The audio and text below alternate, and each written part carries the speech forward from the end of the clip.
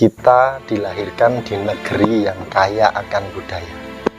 Sedangkan kondisi saat ini banyak dari kita yang tidak tahu apa budaya kita.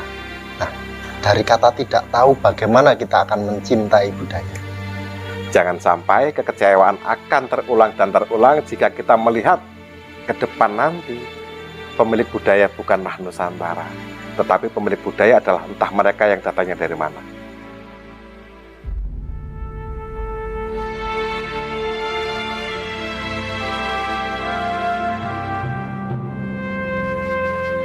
Assalamualaikum warahmatullahi wabarakatuh. Sahabat WMTV Kreator, masih di Loano. Sepertinya meninggalkan Loano itu sesuatu yang nggak gampang. Terlalu banyak budaya, kesenian, juga sejarah yang harus terus digali dan kita sampaikan kepada sahabat WMTV Kreator semua.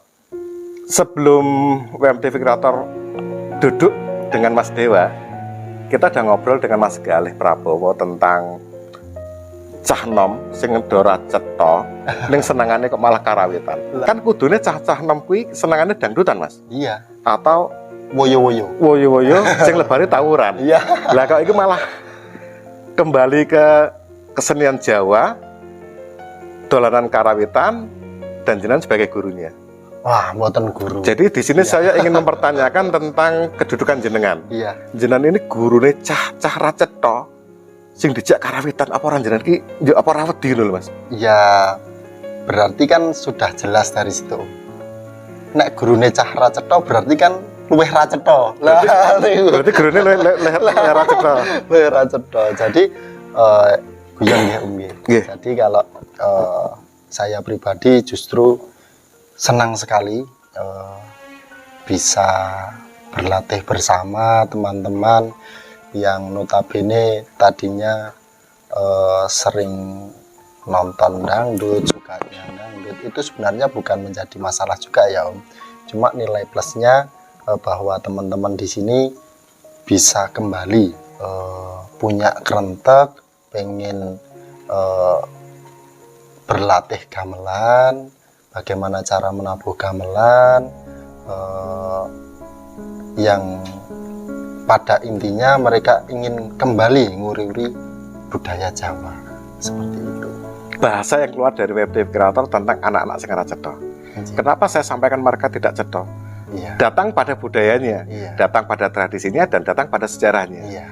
Di sini kita melihat di Loano teman-teman sing nyuwun sewu ngalor ora, ngidul ora.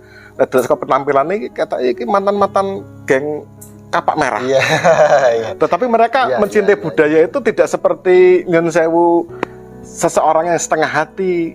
Saya melihat mereka mendatangi jenengan itu dengan semangat yang nyuwun sewu ingin belajar. Iya, iya. Saya menyaksikan itu Mas Bagong dan teman-temannya itu kan ngemek gamelan itu sepertinya baru malam ini ya. Iya. Nodok itu kan baru malam ini. Iya. Tetapi dengan ketelatenan jenengan kok saya melihat dari tututan mereka itu direnggokin kuping ya enak. Iya. Kuncinya apa? Jadi itu proses Om. Di sini kita coba perlahan-lahan belajar bareng tentang bagaimana tekniknya itu seperti apa, kemudian pengaplikasiannya seperti apa, kemudian setelah digabungkan itu jadinya seperti apa, baik apa dari instrumen-instrumen yang ada itu digabungkan seperti apa begitu. Nah seperti tadi misalnya pas buka ya kita berlatih gending, misalnya gending Manyar Sewu, seperti Mas Bagong itu kan awalnya masih kayak hardcore gitu ya, neno dong. Nah, jadi dari situ kita mengedukasi Mas sing alon, sing sareh, sing sabar gitu. Jadi memang kalau pada nopo nggih banyak yang mengatakan bahwa berlatih karawitan atau gamelan itu pasti akan melatih kesabaran secara tidak langsung. Nah dari sini kita juga belajar bareng-bareng, belajar untuk melatih kesabaran Om, selain melatih nopo nabuh karawitan. Panjenengan adalah seorang penggiat seni. Iya. Bertemu dengan gamelan, dengan seniman atau seniwati lainnya sudah biasa. Tidak perlu pakai lama, kolaborasi bisa terlaksana indah. Menghadapi pemuda-pemuda Lowano sing nyun sewu, mereka itu benar-benar tidak mengenal, bahkan mudeng corone nutuk gamelan. Itu kan dari 0,0 gitu. Tingkat kesulitannya apa? Ya dari tekniknya Om. Jadi misalnya kalau balungan itu kan ada misalnya ini ya teknik mitep atau apa mematikan suara mitep nih. Itu awalnya susah Om karena belum terbiasa di sisi lain mungkin teman-teman juga ada yang baru megang gamelan baru kali ini gitu. Jadi harus alon-alon, harus perlahan. Ini loh tekniknya seperti ini. Kemudian dicoba alon-alon. Kalau masih kurang, kita bareng-bareng memperbaiki. Dengan keikhlasan, mencintai budaya, ada kesenian juga sejarah, semua pasti bisa. Iya. Teman-teman mau berangkat dari lor, kidul, kulon, dan wetan, monggo silakan. Iya. Tujuannya sama, mencintai budaya, kesenian juga sejarah. Iya. Nusantara kaya. Iya. Kenapa sih kita tidak mensegerakan bangkitnya budaya Nusantara? Apakah harus menunggu klaim dari luar negeri tentang indahnya Nusantara yang tercoreng? Dikarenakan di Nusantara sendiri budaya tidak terjaga. Iya. Pesan-pesan jenengan buat pemuda Indonesia tentang budaya, kesenian juga sejarah. Monggo.